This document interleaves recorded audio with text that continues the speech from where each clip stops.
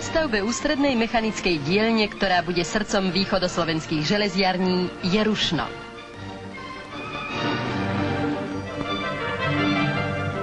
Na streche dokončujú izoláciu.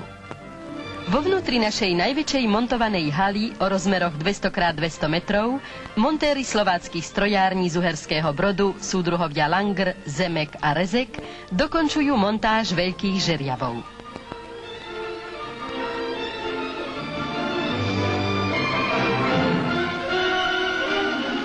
Elektrikár Vacula sa snaží, aby čoskoro prenášali bremená.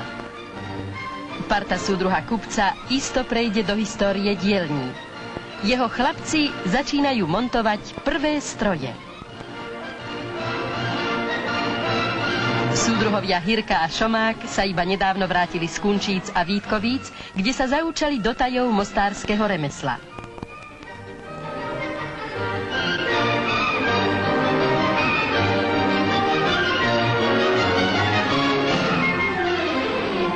Ústredné mechanické dielne sú prvým veľkým úspechom budovateľov východoslovenských železiarní.